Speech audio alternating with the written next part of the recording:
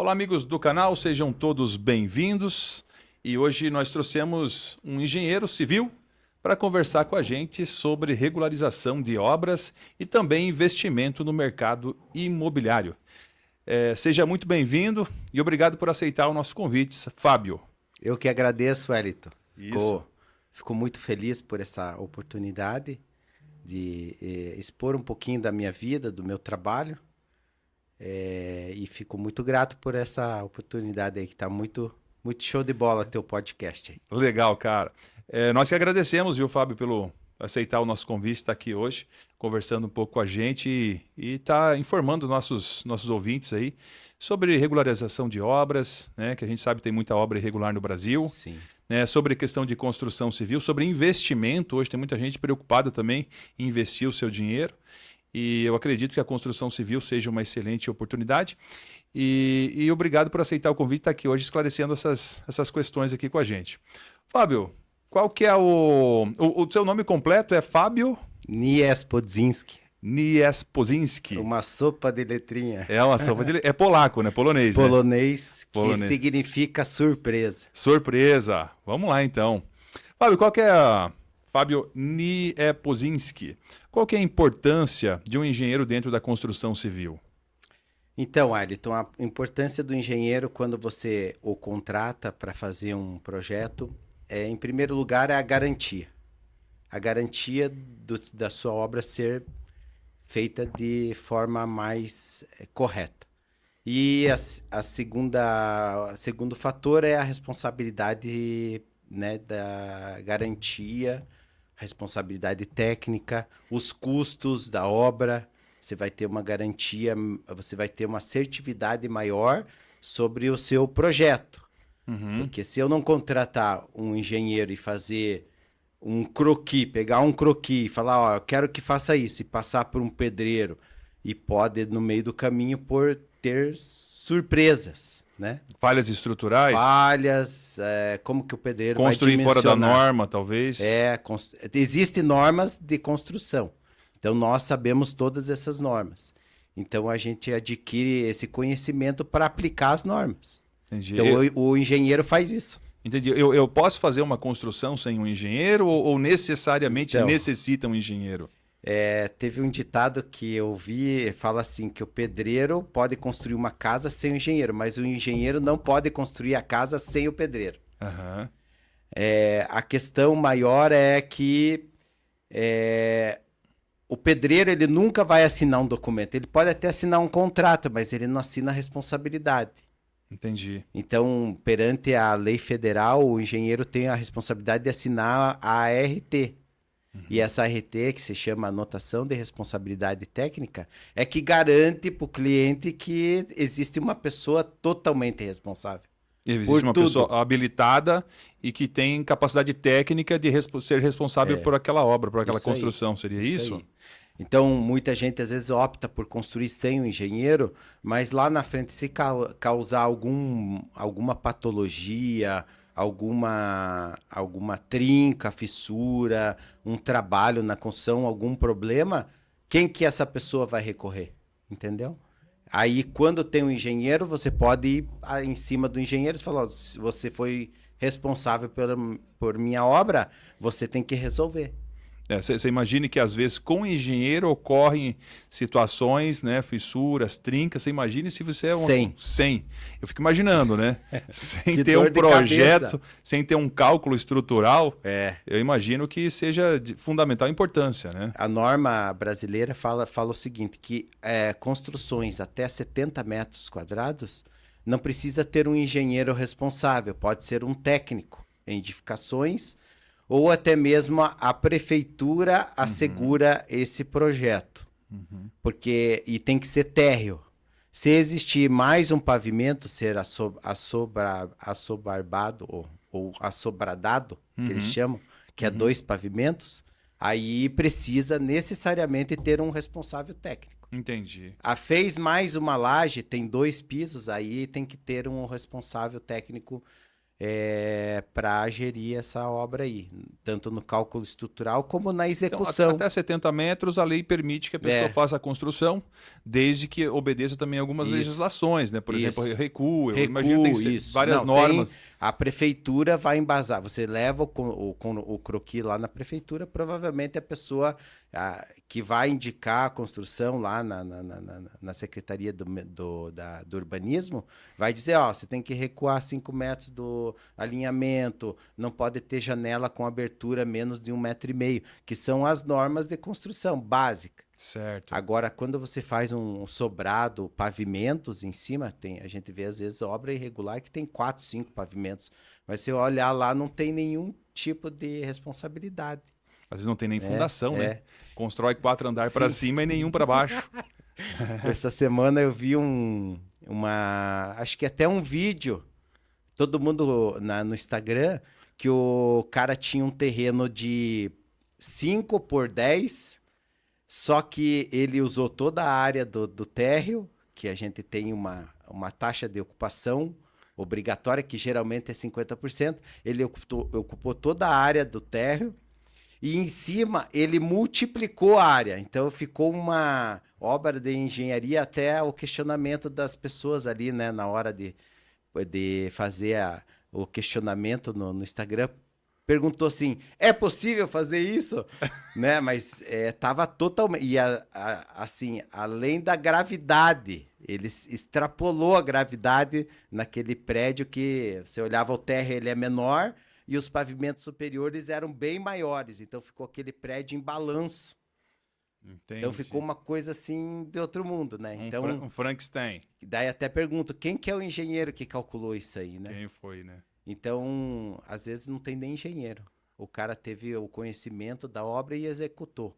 Então, a gente tem que tomar cuidado com essas coisas para não fazer coisas absurdas, né? E fazer tudo dentro do padrão, como rege a localidade, a prefeitura local, Zoneamento. O zoneamento, tudo isso. Então, eu vejo muito que as pessoas às vezes se arriscam. O brasileiro tem muito disso, né? Uhum. Primeiro eu construo, depois eu vou fazer a papelada. Isso é um mal do brasileiro. Isso. E como é que funciona? A pessoa que constrói e depois vai mexer com a papelada.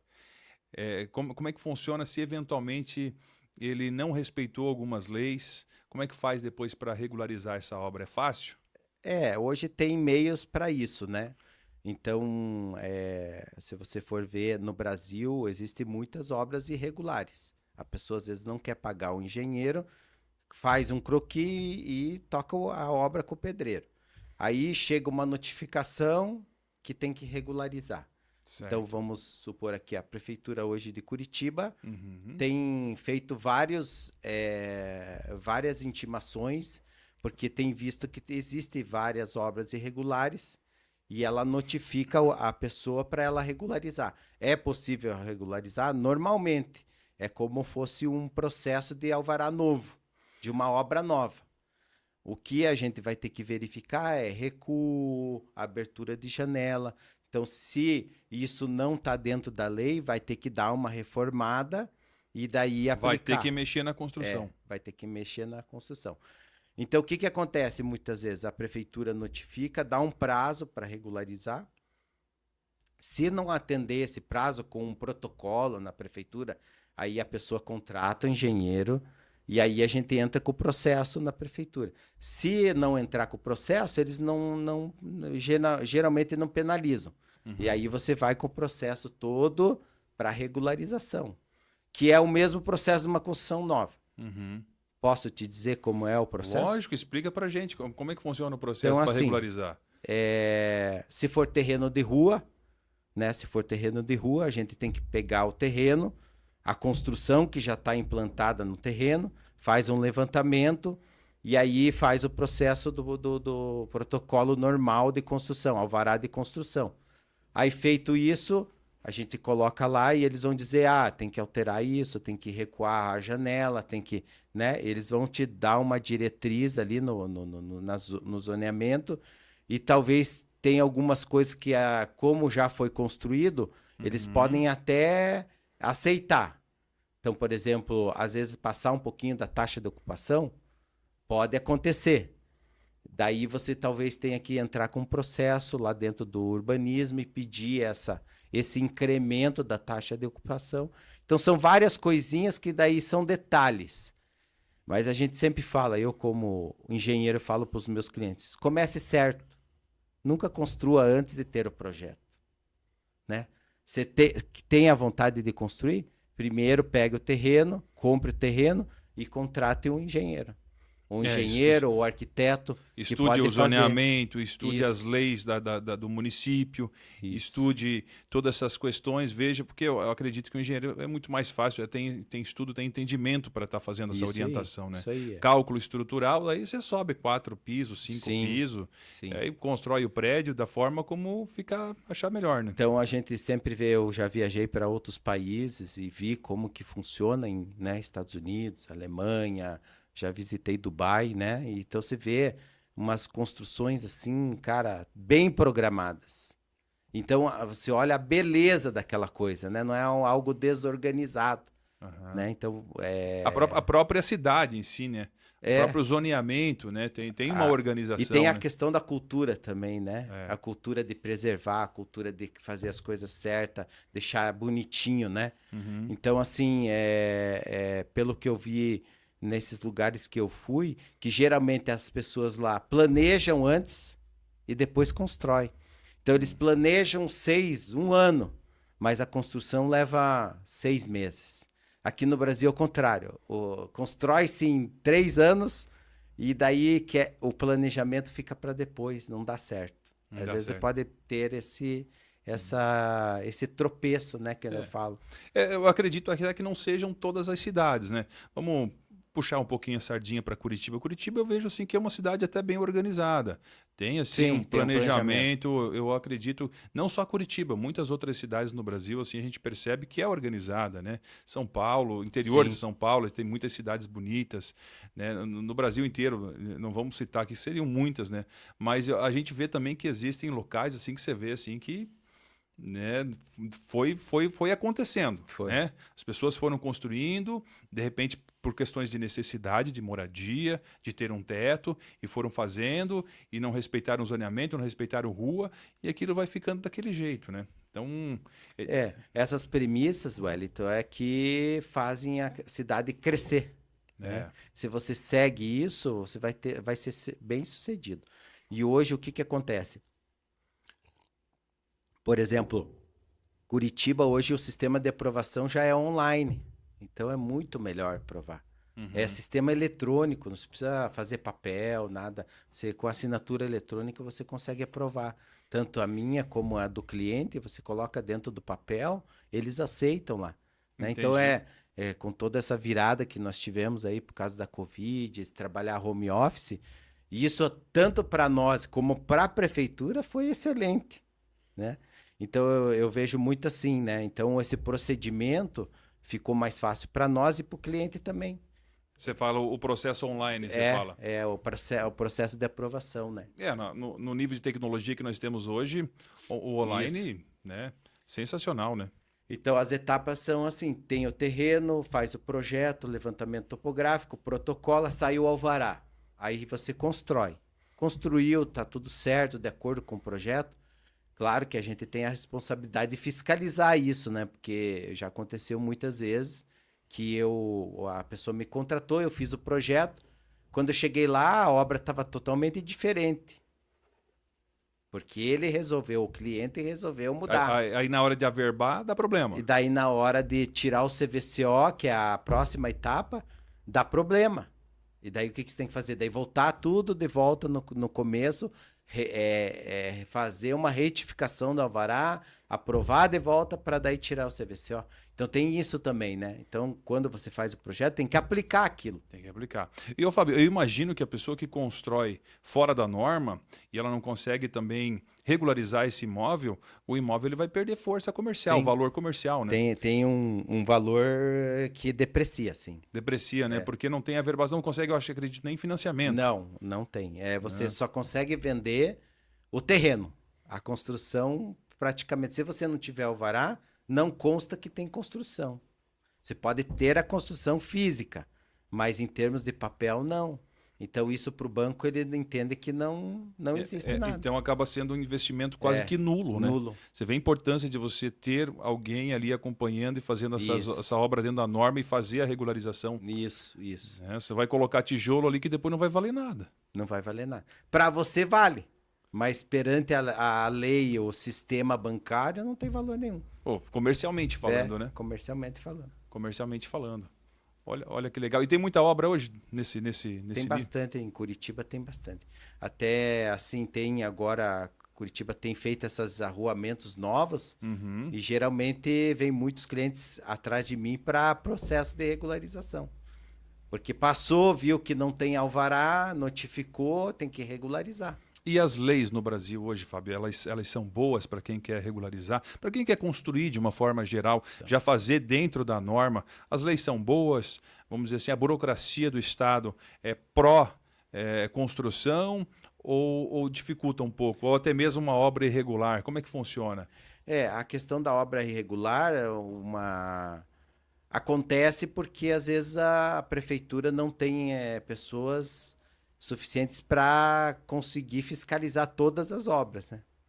Então a gente vê muito isso, que geralmente as notificações vêm ou por denúncia ou por às vezes passou esse arruamento e aí é arruamento novo, a prefeitura tem um olhar mais né, junto assim, né?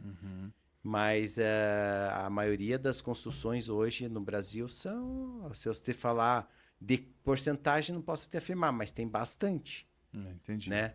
Se eu falar que tem 50, 60, não sei. Mas a prefeitura provavelmente tem um levantamento que saiba mais ou menos. E as leis são flexíveis? São flexíveis, São boas? Hoje o que acontece, né? Você tem a lei de zoneamento que você tem que aplicar. Tempo de aprovação demora em torno de 30, 90, 60, 30 a 180 dias, geralmente, depende da demanda, que condição que tem o terreno. Então, geralmente é esse período, 6 meses de aprovação, de 30 a 180 dias. Mas é fácil, não tem assim... Não é difícil. Nenhum impedimento. Entendi. Claro que hoje a gente preserva muito a questão de acessibilidade, né? A lei pede isso, né? Acessibilidade, fala o deficiente, né? Tanto comércio como residência. Isso eles pedem muito, né? A lei pede para a gente dar uma atenção melhor para acesso, né? Entendi. Até esses pavimentos de rua, assim, que às vezes eram aqueles pavimentos antigos, a prefeitura pede para a gente renovar, para ter um padrão mais novo, né? Sim. Então isso é pertinente. Às vezes a pessoa fala, não, mas eu vou regularizar, mas eu vou ter que mexer na calçada lá fora. Não, sim, tem que mexer. Fazer o padrão novo, bonitinho. Né? Então isso é pertinente. Às vezes as pessoas, não, mas isso aqui já é antigo, não quero fazer. Mas com essa regularização, o imóvel ganha força, ganha valor. Então é importante. Muito importante. Né? Ô, Fábio, quem quer construir, tem um terreno, quer construir, quais são os cuidados que ela deve ter na hora de contratar os profissionais para a construção? Consegue dar uma dica para a gente? Primeiramente... antes de fazer qualquer coisa, não adiantar dinheiro, né? Porque às vezes tem nome de construtora, mas é estelionato. Eu já peguei várias execuções de obra que a pessoa pagou a entrada da obra e não executou. Pegou o dinheiro e foi embora. Isso existe também na construção civil, isso? Existe. Gente. Existe. Principalmente aquelas plaquinhas que você olha assim no poste, construção, né, tal. Entra em contato comigo, aí já aconteceu muito disso, assim, clientes virem atrás de mim para dar sequência numa coisa que... Quer dizer, pagou, não levou. Então, geralmente a gente indica, primeiro consulte o profissional, qual que é. Você pode ter acesso livre dentro do CREA, como leigo, né? Você entra lá e digita engenheiro Fábio, CREA número tal, né? Ou só pelo nome, ou só pelo CPF, você consegue consultar minha ficha. Já puxa a ficha do engenheiro do dentro engenheiro, do CREA. do arquiteto, já puxa a ficha lá. Entendi. Então, qual que é o procedimento dele? Se ele tem RT, não tem, se ele nunca fez nada. Você consegue ver lá. Inclusive, o que ele fez, você consegue buscar e ver, né? Uhum. Então, essa é a primeira coisa. Agora, os funcionários, as coisas que vão ser envolvidas, geralmente a gente indica. Uhum. E com essa indicação, até para nossa segurança, eu como responsável técnico, eu tenho que ter essa segurança porque eu que estou assinando. Entendi. Então, geralmente, a gente já indica as pessoas que devem trabalhar lá, fornecedores que devem trabalhar lá. Isso é porque quê? não vamos generalizar, porque existem excelentes profissionais no Sim, mercado também, né? sim. Então, assim, a gente está falando aqui em tomar cuidado para geralmente não contratar essa minoria que vai te dar uma dor de cabeça, né? Isso aí. Que a maioria, né, existe muita gente que trabalha certo, trabalha bem. Então, a gente, parabéns para esses profissionais. Então, o objetivo aqui é estar informando para que as pessoas não venham cair, de repente, né, faz uma economia ali de uma vida, bota na mão de um profissional que não vai entregar. E às vezes tem o profissional que tem o CREA, tudo, mas também pode acontecer de o cara não quiser fazer a obra, ele vai lá, pega o dinheiro. Então, assim, assina um contrato, né? Pega a referência, vai na obra que executou, tira um testemunho da pessoa, né? Isso é legal de fazer. Então, eu indico esse procedimento aí antes de contratar. Entendi. Fábio, e os desafios? Quais são os desafios hoje enfrentados pelos engenheiros para fazer construção no Brasil? Tanto os engenheiros como também as construtoras, né? Existe, assim, um desafio específico? É uma pergunta muito legal, bacana e recente, né? Ah, Porque a gente está vendo que tudo é imediato, né? uhum. As informações estão vindo muito rápido, né? Então a construção civil também vai ter que se ajustar nesse sentido. Eu falo se ajustar de que modelo, né? A tendência é a gente construir com não mais do método tradicional. É construir com inovações, com novas tecnologias. Seria, no caso, hoje o desafio principal é se adequar às novas tecnologias de construção? É, isso. Esse seria a bola da vez, né? Você inovar. Então, hoje, dentro da construção, a gente tem várias. Para a construção em si, a gente tem várias vertentes, né? Várias direções. Então, tem a construção light steel frame, né? Que É comum nos Estados Unidos, comum né? nos Estados Unidos. Hoje já tem norma no Brasil. Eu construo bastante com isso dentro da minha construtora. E depois tem o sistema modular, que são sistemas já prontos. Você vai encaixando as pecinhas, então você faz um quarto, faz um banheiro, faz uma... Isso tem muito, inclusive na última feira de São Paulo, teve várias exposições que demonstraram só esse tipo de Construção modular. Construção modular. Por exemplo, o McDonald's já é adepto a esse estilo, né? Porque eles precisam fazer rápido, né? Então eles têm essa tecnologia já. Então, na verdade, você consegue fazer essa construção basicamente tudo fora, tudo da Tudo indústria. industrializado. Chega lá e monta o Lego. Monta o Lego no terreno e pronto, resolveu o problema. Não tem o problema de falta de funcionário, choveu, não vai trabalhar. Então esse que é a solução, a partir para a industrialização da construção. Esse é Quebrar alguns paradigmas, né? Porque a gente está com a cabeça muito no tijolo e no cimento, Isso. no reboco, no calfino e é aquilo ali, né? Mas a gente percebe que existem muitos outros meios de construir, né? Muitos outros. Você pode intercalar até, inclusive você pode fazer uma estrutura metálica com fechamento wood frame, que é a construção com madeira. Hoje, assim, para você entender, Wellington, qual seria a mais... Que tem a questão da sustentabilidade ainda. Que a gente está olhando para a natureza. Então, hoje, a questão da sustentabilidade, o que é, Wellington? Você tirar menos energia, menos material da natureza. Então, hoje, o wood frame é a melhor solução. Que é você usar pinos tratado, que é reflorestado, para fazer a estrutura da casa. Entendi. Que é o estilo americano lá também. Eles fazem muito lá.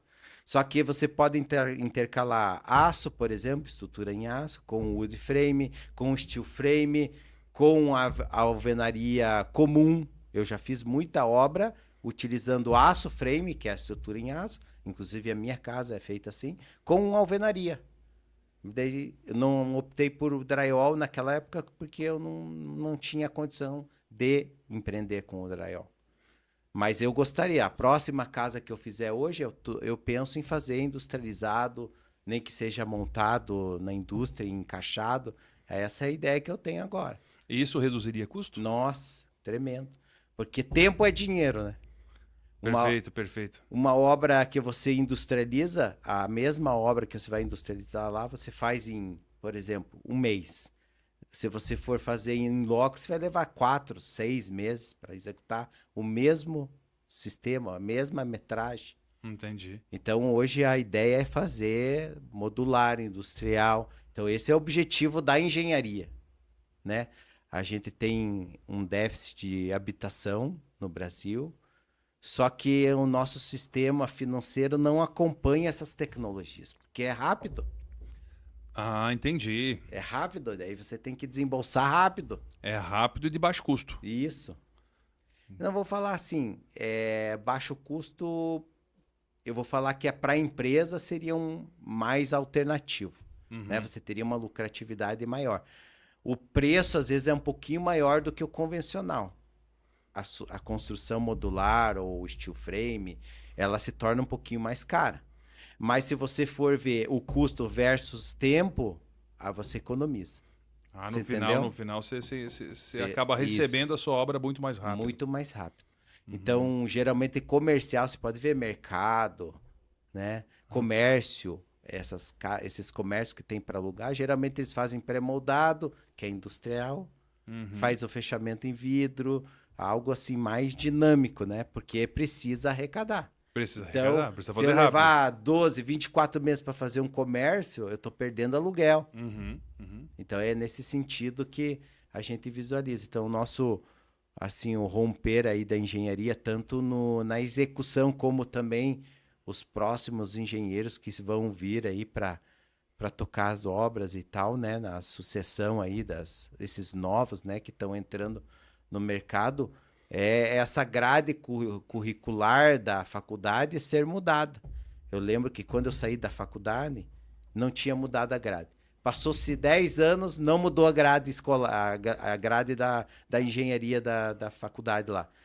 Daí entrou algumas outras universidades aqui no Paraná, em Curitiba, e eu já vi que as pessoas já foram, essas faculdades já foram mudando a grade para esses sistemas, né? Entendi. Até porque já tem norma para isso, né? Então, isso daí foi E já deu certo em acrescentando. muitos outros países, Sim, né? sim. Não é algo novo, né? Não é algo Não é algo novo.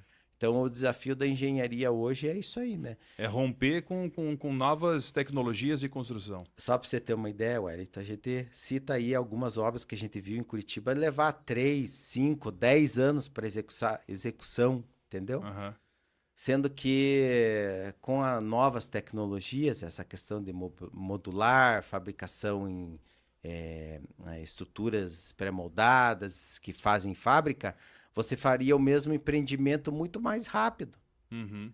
O problema é aquilo que eu te falei, né? O sistema financeiro brasileiro de dispêndio, às vezes até da população mesmo, para poder manter isso aí, não acompanha a velocidade da obra. Entendi, Entendeu? entendi, Fábio. Por isso que tem esse impasse. Ainda muita gente constrói com convencional porque não quer despender rápido.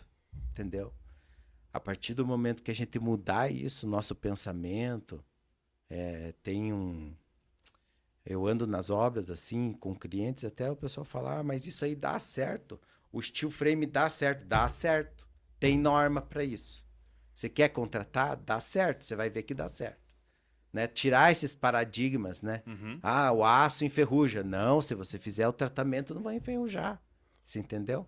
Então, quebrar esses paradigmas que tem na construção. Existem aço em alto mar, na água salgada? Pois é. Trabalhando dentro de navio, Pois é. você imagina? Se você for no Rio de Janeiro, tem prédio à beira-mar que é feito em aço.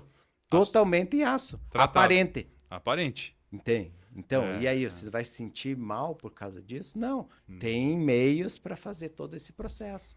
Então, a ideia é inovar. Inovar. A ideia é fazer esse costume de construir, né, com o mesmo processo demorado, com o pedreiro. Até porque hoje um pedreiro é difícil você encontrar um pedreiro, né? Não Tem, vão. mas é difícil se encontrar pronto, assim. O bom, ele tem já 2 obras já engatilhadas. Então, Você esse vai que falar, olha, vou terminar essa, vou começar outra, daí a gente pode ver a sua. Daí, então, se ele não tiver pelo menos 1 ou 2 obras aí na tua frente, é complicado, E né? daí, às vezes, não é só o pedreiro você pode achar, mas daí tem o ajudante. Tem um ajudante. E aí o ajudante, onde que você vai achar um ajudante? Entendeu? Exatamente. Hoje é difícil, né? Eu tô dentro das obras, é difícil você trabalhar com bastante pessoas. Não generalizando, né, gente? Por favor. Né? A gente sabe que existem bons profissionais, gente séria e competente também. Né? Mas a gente fala assim que se a gente industrializar, a gente rebate todo esse processo da natureza, do dia, hoje eu não posso ir, amanhã posso, né? Hoje choveu, amanhã fez muito sol, e assim vai, né? E até porque industrializado você tem um controle melhor, você vai economizar mais material, você vai fazer mais construção, né? Então tem todo essas vantagens. Né? Ô, Fábio, e falando um pouquinho de investimento, né, no mercado imobiliário. O mercado imobiliário é um bom ramo para se investir? Eu vejo que sim, né? Você consegue esclarecer essa questão para a gente? É extremamente bom, né? Até porque a gente conhece pessoas que não estão ligadas dentro da construção, mas que investem em construção. Né? Contrata um profissional, esse profissional vai cuidar da obra, gerenciar a obra. Vários investidores. Por quê? Primeiro, qual que é a vantagem de construir, né? Investir em construção? Você vai investir num bem que ninguém vai te roubar. Vai ser teu. Né? Você vai investir lá, vai ficar para você. A partir do momento que estiver pronto, só vai valorizar. Vai passar o ano, vai valorizar. Nunca vai depreciar. É difícil. Só se você abandonar a edificação, não fazer manutenção, ou não vender, ou não alugar, e aquilo ali pode depreciar, não fazer manutenção. Mas sempre vai valorizar. Passando os anos, sempre vai valorizar. A gente sempre ouve comentários de pessoas que investem em imóvel e falam, olha, nunca perdi dinheiro investindo no ramo imobiliário. Sim. Né? Sempre valoriza. Se não faz para revender, às vezes não tem valorização, ele coloca numa locação. Se o imóvel está lá valorizando mesmo, né? Ele estando locado. Né? Então, e quais são as principais formas hoje de você investir no ramo imobiliário? Para quem pensa, vou começar a investir. Como é que faz? Dá para investir construindo? Dá para investir comprando? Dá para investir comprando, alugando? Você consegue... Né? É melhor um apartamento? É melhor uma casa? É melhor um kitnet? Você consegue abrir isso para a gente, esse leque? É muito assim, eu vejo muito pessoal, né? Mas, por exemplo, para você começar a construir ou investir em construção, você tem que comprar o terreno. Entendi. Começa por aí. Comprou o terreno, você não tem o dinheiro para construir, aí você pega o terreno, aliena ele, constrói ou faz giro empréstimo e constrói e vende. Essa é a ideia. E uma outra coisa que eu vou falar, às vezes você investir num imóvel, aquilo ali vai multiplicar 3 vezes. Então é exponencial o negócio. Né? Então por isso que ele se torna atrativo, muito atrativo. Por isso muita gente investe. Eu falo por mim, né? Quando eu comecei a incorporação de sobrados que eu fiz, primeira incorporação eu fiz 3 sobrados num terreno. Foi um tempo legal, bacana. Daí, no meio dessa construção, eu comprei outro terreno, que deu para construir 8 sobrados. Então, quando eu terminei de vender os sobrados lá, os 3 sobrados, eu já estava construindo os 8. Então, você vê, é exponencial. Geralmente, quem está nessa área vê que é exponencial o negócio. Gosta tanto que daí não quer parar mais. Acaba viciando.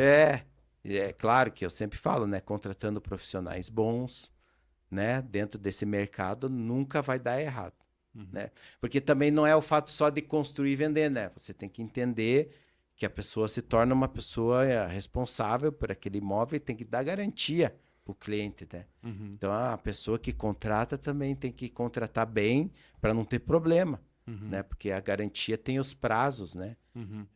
5 anos, estrutura 50 anos, fissura, dependendo da fissura, pequenininha, 1, 2 anos, pintura 1 ano, porta, sabe?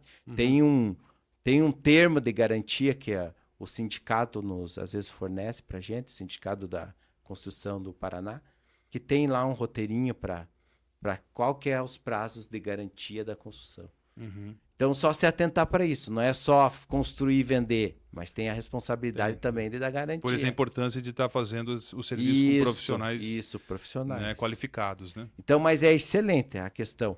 E outra coisa, se a pessoa não quiser vender, ela pode alugar, né? Hoje tem vários vídeos no YouTube que o pessoal pega um terreno e faz kitnet. Exato, exato. Também, e o imóvel se torna autopagante, né? Você aluga, ele vai pagando o teu investimento, daquilo ali sobra mais um pouco, você pode fazer mais um pouco. Olha, existe tanta mágica, a gente acompanha alguns especialistas em investimento, né? Tô acompanhando você agora, né, pegando também a tua versão aqui, mas eles fazem algumas manobras, às vezes com consórcio, às vezes com financiamento, às vezes tem o terreno, coloca o terreno, constrói 3, vende um, paga, sobra. É umas coisas assim que tem que realmente dar uma olhada e estudar. Assim, a gente fica com vontade de investir. A gente olha e fala, poxa, isso parece ser legal, né? Então, assim, eu acho interessante. É um ramo, acredito que assim, promissor, até porque você acabou de falar, a gente mora num país onde tem um déficit imobiliário Sim, gigantesco, cara. Então, assim. por incrível que pareça. Pois é. Nosso país é muito grande, tem muito espaço, a população está crescendo. Então, por mais que se construa, sempre há necessidade de se construir mais. Então, parece que a população ela vai na frente, ela cresce acima do que a construção civil consegue entregar. Eu tenho essa impressão. Né? Eu vi alguns estudos, eu estava lendo alguns estudos que nós temos um déficit imobiliário de 20 anos no Brasil. Nós estamos atrasados em 20 anos. É bastante coisa, né? Então, é um mercado muito amplo, né? É muito para se construir, tem espaço, eu vejo, Wellington, que a gente tem que só cuidar com essas contratações, mas investir é muito bom. Até porque, se você olhar, hoje os grandes bancos aí, grandes construtoras já viraram até banco. Já viraram até banco. Construtora virou banco. Porque construiu tanto que hoje eles financiam a construção, né?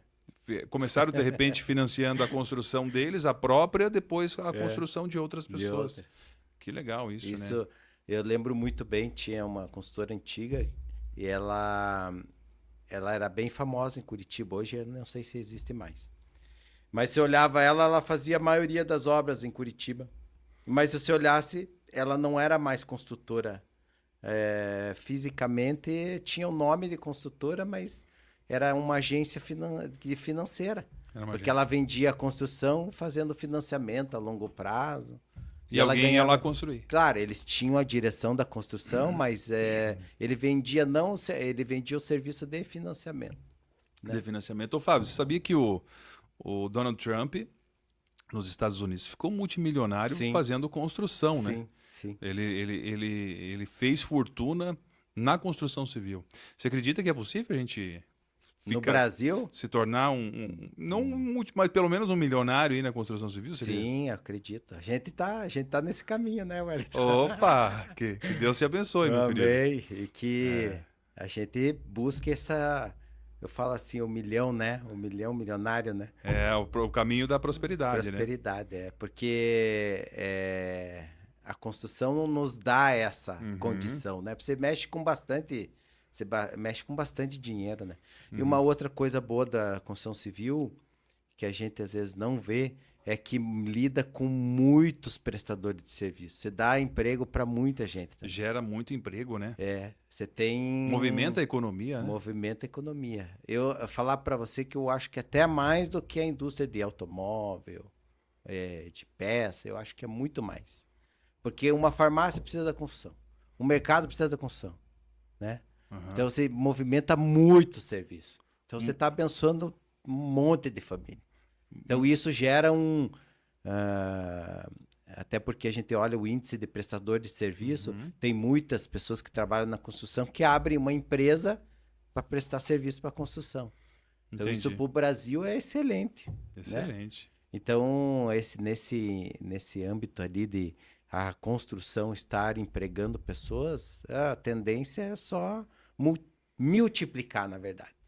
E quem está direcionando tudo isso também, bem sucedido vai ser, porque a tendência é exponencial, que eu te falei. Começa 1, 3, 8, 27, 24... E assim vai. E vai por diante. Daqui a pouco você está construindo arranha-céu. O meu sonho é construir um arranha-céu. Um Califa aqui, talvez? Um Burj Khalifa? Agora não é mais o alto, né? Tem um outro agora já fazendo. Não é mais o Burj Khalifa? Parece que não é. Tem um outro já que é um pouquinho maior que o Burj Khalifa. E já estão prevendo mais um maior do que esse outro. Seria em Balneário Camboriú? Arriscaria um palpite? Não sei. Eu com esse mercado imobiliário brasileiro, eu fico um pouco receioso na altura, né? Porque envolve muitas pessoas, muitos profissionais. Muitos cálculos. Muitos cálculos. Cara, tem que ter um quórum ali muito grande para fazer isso. Eu visitei o Burj Khalifa, tive essa oportunidade, né? Graças a Deus, de visitar ele. Nossa, você olha assim, N profissionais envolvidos, engenheiros, funcionários. Cara, é uma história assim tremenda. Você vai visitar lá, se você tiver a oportunidade, você vai ver. Movimentou muitas pessoas, mas é uma referência, né? Hoje, mundialmente falando. O Curitiba precisaria de algo assim, sabia? Um projeto desse, Um projeto audacioso. Pra você ter uma ideia, aquela ponte ali que fizeram na Avenida das Torres, ela é grande. Até você olhando da cidade, você consegue ver ela de alguns lugares da cidade, você consegue ver. É uma ponte que atende às necessidades da cidade e se tornou um cartão postal. Ela é linda, né? É linda. Mas deveria ter algo mais. Mais referência. Eu vejo assim, vamos incentivar as construtoras aí, de repente, entrar numa... Não diria uma briga, mas entrar aí num propósito, num propósito. Vamos ver qual que vai sair, quem vai construir o maior prédio em Curitiba. Eu falo não só prédio, mas, por exemplo, infraestrutura também. Cara, a gente não tem metrô ainda. Uma cidade como a Curitiba não tem metrô ainda. É uma coisa de se pensar também. Nós que já tivemos essa experiência, até 2000 antes da pandemia, a gente participava do Sinduscom, né? A minha empresa estava ligada com a Sinduscom. Então, a gente fazia várias missões dentro do Sinduscom Paraná para ver a gente fazia missões para ver as construções dos países. Cara, a gente ficava bobo de ver. Cara, às vezes ia para a cidade que era pequenininha, mas tinha metrô, aeroporto de última geração, né? Então a gente vê que a Europa a gente usa muito pouco o carro. É muito melhor se andar de metrô. E aí tem os mini, não é o metrô dentro da cidade mesmo, eles têm os alimentadores, né, os bondinhos, né? Então você basicamente não precisa ter carro. É verdade. É meio que assim, meio constrangedor você alugar um carro e sair pela Europa. Só se você quer realmente desbravar, conhecer, mas se você está ali na cidade, está num evento, você sai do aeroporto, tem um metrô ali. Vai te colocar em 15 minutos no centro da cidade. No centro da cidade você tem outro alimentador que vai te jogar em mais 5, 7 minutos, aonde você deseja. Então, assim, de uma forma muito rápida, um custo bom. Né, ouvindo ópera, ar-condicionado, sem qualquer, sentado, limpinho. E assim, acho que Curitiba realmente é algo de se pensar. Né? Então, assim, Arthur, nesse sentido da inovação, da engenharia, essa mesma linha, né? Tanto para construção, mas também para infraestrutura, a gente tem que pensar nisso, chamar a atenção. Né? Vem um turista para cá, tudo bem, tem os bosques, tudo, mas e a referência? Tem alguma referência? Curitiba é cidade ecológica, beleza, show de bola. Mas e que mais? O que mais que tem que trazer? Exato. Né? Isso é pertinente. É muito carro, né? Muito carro e muito ônibus. E o brasileiro tem esse costume, né, de ter carros. Né? Carro, né? Alternativas, transportes alternativos aí são bem-vindos. Né? Bem-vindos. Essa infraestrutura é pertinente. Inovar aí também seria necessário, né? Infraestrutura, esgoto, parte de transporte, né? Que tudo está ficando muito caro, né? Gasolina, a gente pensa assim, daqui a pouco vai subir o preço, não vai? Como que vai ser? Né? Então, tudo isso envolve a infraestrutura e engenharia da cidade. Entendi, Né? Fábio. Fábio, olha só, eu trouxe um dado aqui, ó, de acordo com a Secretaria Nacional de Habitação, né, das cidades, o Brasil ele tem um déficit, a gente até já falou sobre isso, né? Mas eu trouxe o número aqui, 6,2 milhões de imóveis, de domicílios, né? Por que nós temos esse déficit imobiliário no Brasil? Você consegue trazer uma luz para a gente? E por que faltam esses lares aí no Brasil? É como eu te falei, Wellington, a questão do sistema financeiro, eu vejo, né? Falta investimento? Falta dinheiro? Falta dinheiro para quem paga, né? Que é o E para quem constrói também? Não, acho que até para quem constrói não, mas falta o consumidor mesmo dar a garantia do pagamento, né? Porque a gente tem um salário muito baixo, né? O salário mínimo do Brasil é muito baixo. Então eu vejo que às vezes você vai pegar um financiamento aí de, vamos supor aí 300 mil, né? Para construir uma casa, comprar um terreno, construir uma casa. Você tem que ter aí uma renda de 6 mil para pegar o financiamento. Você tem que comprovar 6 mil. O salário é 1.500. Então muita gente parte para o aluguel. Então por isso que tem esse número aí. Falo até grande, né? Muito grande. Absurdo, né? Absurdo, né? É. Então seria ser duas vias, né? O governo teria que trabalhar junto com o povo ali para a gente ter uma qualidade de vida melhor para poder suprir essa necessidade. Né? Então, por isso que tem. A gente fala assim que hoje tudo que a gente faz vende. Vende. Né? Se fizesse popular, vende também. Mas tem pessoas que não têm essa possibilidade de pegar um financiamento, né? Porque tem os critérios também do financiamento, as exigências do financiamento. Então não é todo mundo que faz, né? Tem muitas pessoas que entram na fila da Coab, né? Que é lá as residências do governo, né? Que você entra na fila de espera e fica esperando ser sorteado lá para ter a residência. Isso daí vai suprir? Vai, mas quem incentiva é o governo. Até o próprio sistema aí, Minha Casa Minha Vida, precisa ter uma renda e não pode ser tão baixa. Pois é. Então, se a pessoa não tem uma renda mínima hoje, eu acredito que ela não tem acesso. Né? Pois é. Por isso que tem esse valor aí tão grande aí de déficit. Mas tomara Deus que a gente supra isso aí, né? Sim. Essa qualidade de vida melhor. Isso é qualidade de vida para as pessoas, né?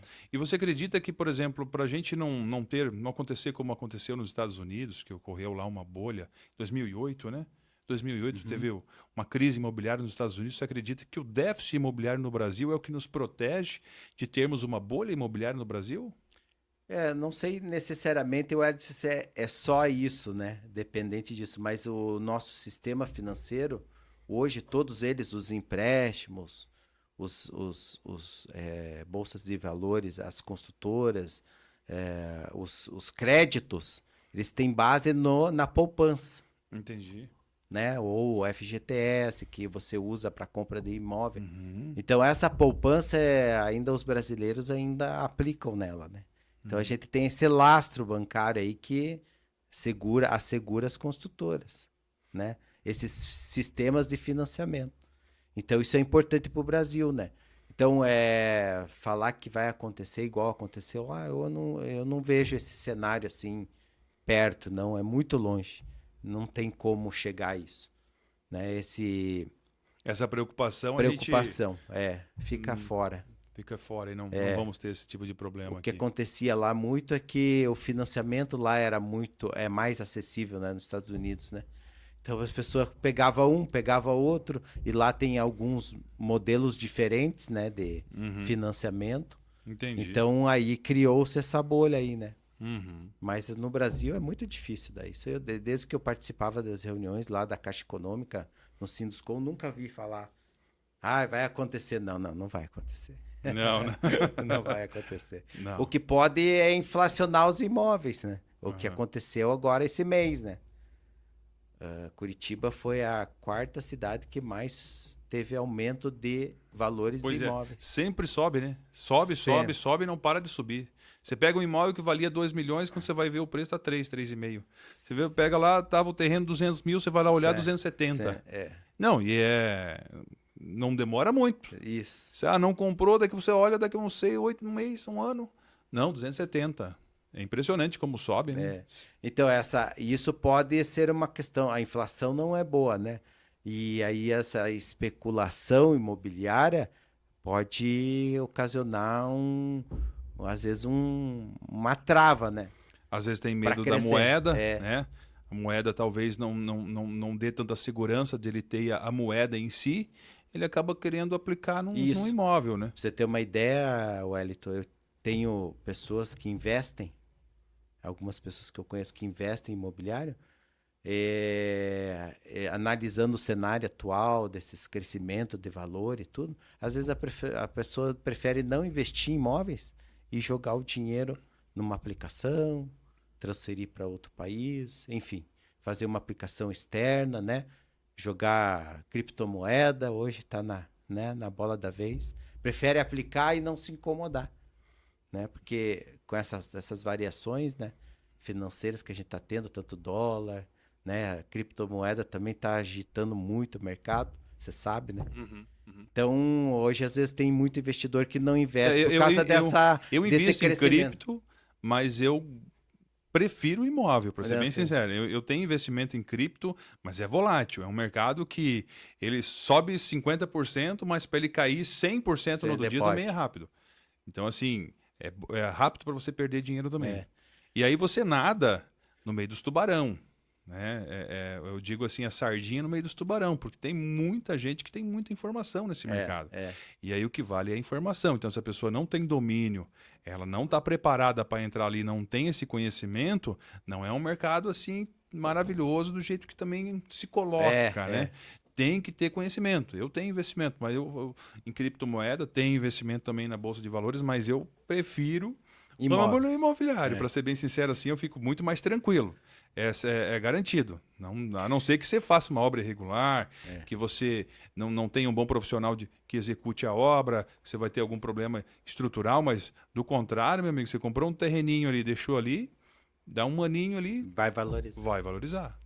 Essa questão da valorização, é isso que eu quis dizer, né? Ela pode, às vezes, até travar novos investimentos, porque quem vai investir vai despender mais, né? E aí pode até ser um impedimento de investir. Mas se investir vai ter o retorno, com certeza, né? Só lembro, né? Não é um retorno imediato, né? É longo prazo. Porque daí a gente tem que contar com a velocidade de venda, né? Tem que ver qual que é a taxa de retorno, né? Vamos falar assim que hoje a taxa de retorno aí, uns 30%, 40% é ideal. Mais ou menos isso, né? Do investimento, né? Legal, bacana. Se for chegar nisso aí, tá bom. Tá ótimo. Né? E a tendência é essa, né? Porque você trabalhar com esses índices aí, você vai ficar tranquilo, né? Fábio, para se formar engenheiro no Brasil, vamos falar um pouquinho de engenharia em si agora, do engenheiro. Sim. É difícil ter um diploma de engenheiro hoje? Hoje como que é? EAD? A EAD? Você faz virtual, né? Você pode fazer virtual também.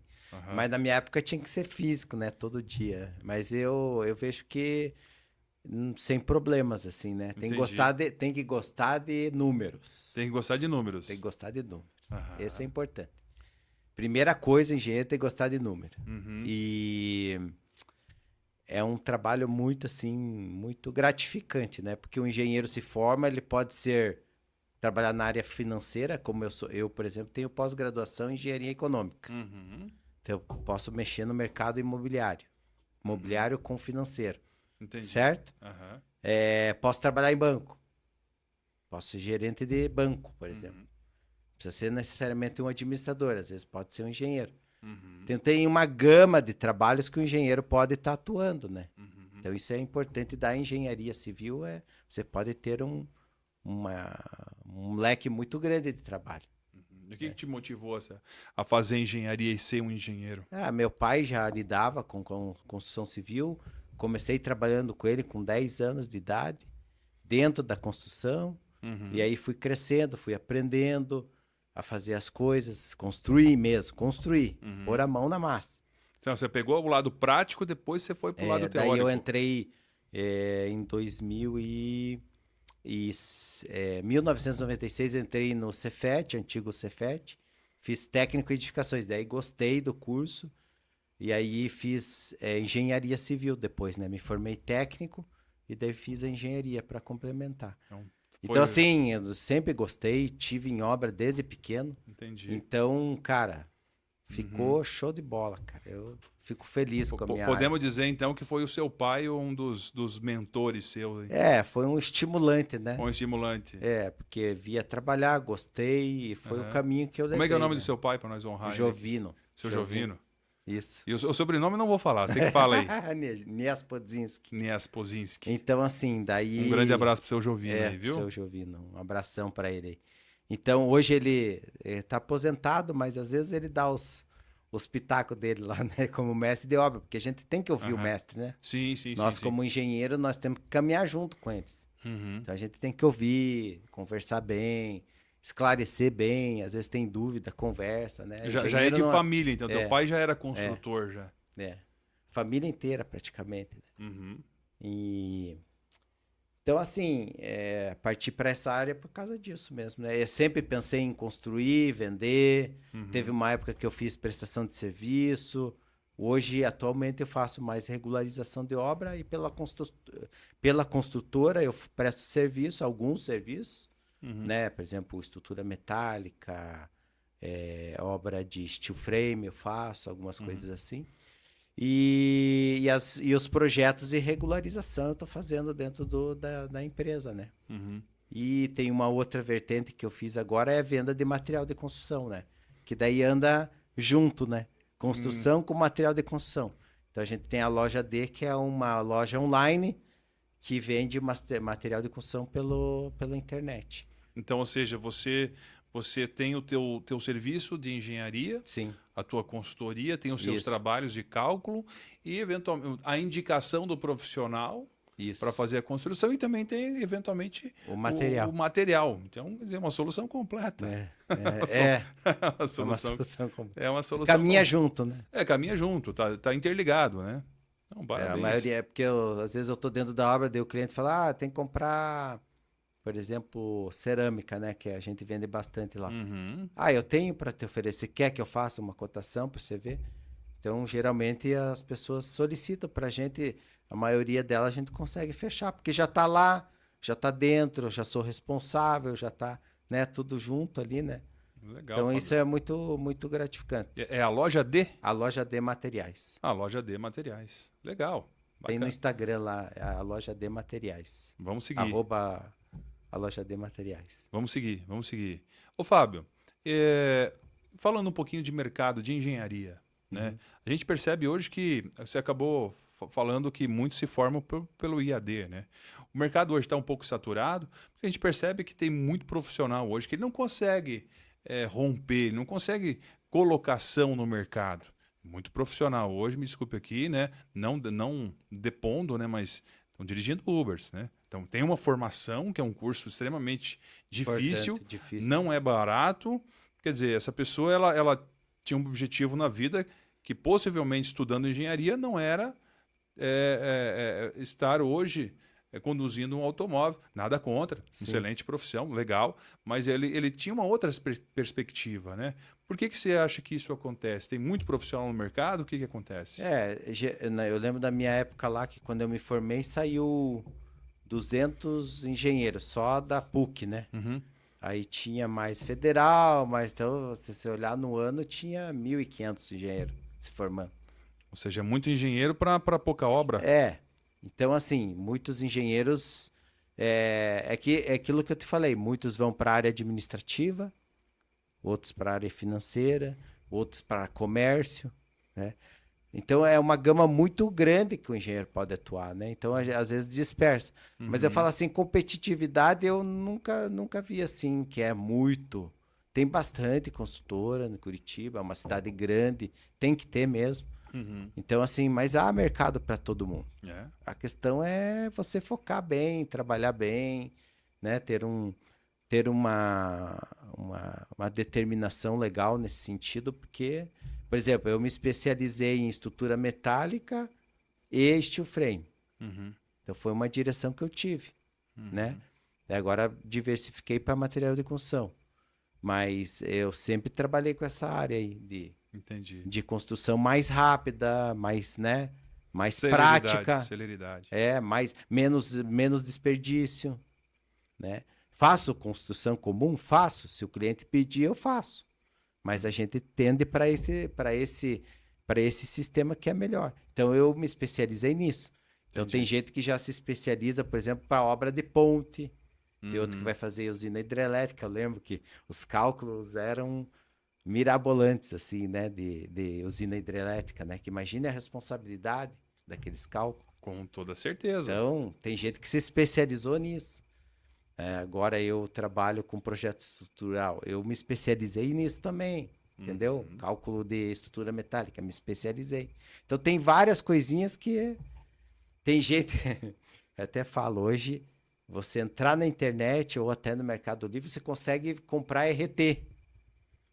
Consegue comprar uma RT. Uma RT que é anotação de responsabilidade. Eu não Ixi. sei se isso é muito bom. Eu nunca usei e não indico. Porque você tem que conhecer o que você está fazendo. Tem Você que tem que saber. ver o que você está assinando. Né? Exatamente. Então, tem gente que partiu para isso. Sem Enfim. comentários. Sem Não vamos com- nem entrar nesse assunto aqui, né?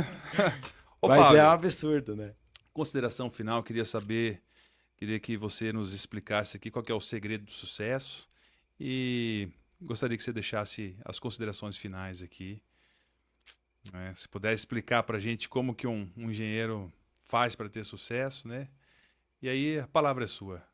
Obrigado, Elito. Vamos lá, né? Vamos lá. Em primeiro lugar, né? No meu coração, sempre temor a Deus. Em Amém. primeiro lugar, aprendi isso. Eu falo sempre isso porque eu sou formado bacharel em teologia Também? também, além da Parabéns. engenharia econômica, esqueci de até falar. Mas eu aprendi teologia porque eu até pensei em fazer mestrado em engenharia. Mas aí teve um momento da minha vida que falou assim: se você lê a Bíblia, lá tem engenharia também. E tem muita engenharia lá. Tem. Se você começar a ler a Bíblia, você vai ver que tem muita engenharia. Então, primeira O coisa. grande construtor escreveu a Bíblia, né? Então, você vê, Aham. o grande arquiteto, né? O grande Deus. arquiteto, né? Porque, imagina, né? Então, ele formou tudo, né? Pela palavra, ele formou tudo. É uma engenharia pura, É. aquilo tudo que ele faz. Que passa ali, que tem na Bíblia, é engenharia pura. Então, aí eu busquei isso. Então, em primeiro lugar, temor a Deus. Sou temente a Deus, tenho a minha crença, né, em Jesus Cristo e foco isso. E aí, tem um versículo da Bíblia que fala que buscai o reino de Deus e a sua justiça e todas as coisas vos serão acrescentadas. E eu gosto muito desse versículo. Que é Mateus 6:33. Uhum. Então, cara, isso para mim é o meu norte. Então, eu tenho caminhado nisso, tenho prosperado assim, tenho crescido assim. Então, antes de eu fazer um projeto, o que eu faço? Eu peço para Deus me iluminar para dar a solução para aquele cliente, né? Como fazer. Então, eu vejo que Deus está abrindo várias portas para mim nesse sentido e que, além de tudo isso, a gente tem que ter um bom caráter, né? Sim. Como eu te falei, não adianta eu colocar lá uma placa construtora tal e dar calota em todo mundo. Não adianta. É. Eu tenho que começar o serviço e terminar. Exato. Essa é uma característica minha. Então, hoje eu tenho essa é o meu sucesso dentro da empresa Steel Prime. Já passei por algumas dificuldades, né? Todo mundo tem essas dificuldades, né? No decorrer, mas isso faz prova, né? Você se torna mais forte com as dificuldades, você aprende mais e a gente vai continuar aprendendo. Então, a gente busca sempre ter um caráter forjado, né? Então, esse é o segredo de toda construtora. Eu acho que é a seriedade, a honestidade, cumprir prazos, né? Isso é importante. Eu gosto muito disso, né? Cumprir prazos, ser mais organizado. Então eu vejo isso como uma direção, né? Legal, Fábio. Obrigado. É isso aí, Wellington. Muito obrigado. Sucesso.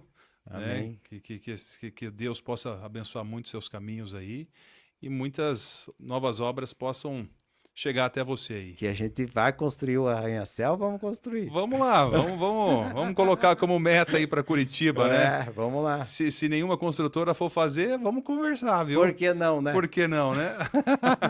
Quiser o nosso contato, tá por aí, né? Tá, pô, exatamente, né? É fácil de achar. É. Fábio, muito obrigado pelo seu tempo, pela sua disponibilidade. Adorei esse bate-papo. Eu tenho certeza que também os nossos seguidores aí também vão curtir e vão aprender muitas técnicas aí, muitos segredos aí da construção civil aí. Que eu possa ajudar, né? Com o que eu disse aí, eu acredito que sim. E se alguém tiver alguma dúvida, alguma coisa, me procurar, posso deixar meu e-mail, meu contato, eu não sei. Pode sim. A gente deixa na legenda. Na legenda, né? Pode ficar tranquilo, a gente deixa na legenda. Então, se quiserem alguma informação, eu estou à disposição. Tenho o maior prazer em ajudar. Obrigado, Fábio. Valeu, Wellington. Valeu. Um grande abraço. Aí, ó. Aê. Viva. Valeu, turma. Valeu.